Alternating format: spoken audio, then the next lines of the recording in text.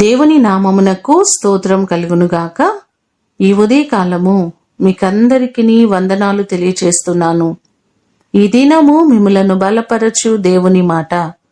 యెహోవాను వెదకువారు హృదయమందు సంతోషించుదురుగాక. కీర్తనలు 105వ కీర్తన 3వ చరణం.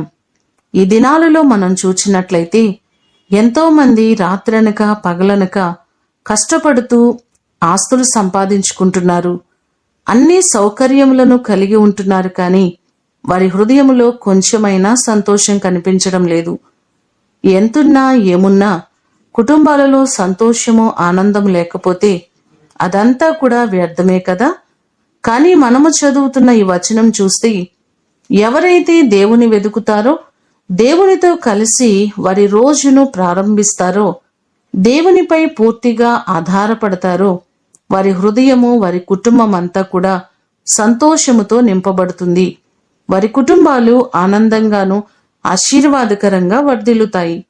ఈ మాటలు వింటున్న ప్రతి ఒక్కరూ దేవుని వెదికి దేవుని ద్వారా నిజమైన సంతోషమును ఆనందమును అనుభవించుదురుగాక. ప్రార్థన చేసుకుందాం.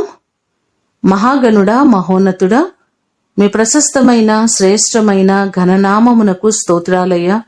ఈ ఉదయకాలము మీరు సెలవిచ్చిన నీ మాటల కొరకు స్తోత్రాలు. మేము మిమ్మలను వెదికేవారముగా, నిత్యము నీ వైపు చూచేవారిగా మా జీవితాలు ఉంచండి. మా కుటుంబాల్లో మీరుండండి, మా వ్యక్తిగత జీవితాల్లో మీరుండండి.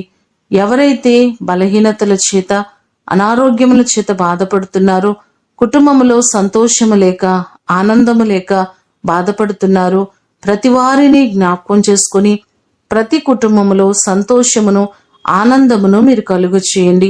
ప్రతి కుటుంబములో సమాధానమును మీరు అనుగ్రహించండి.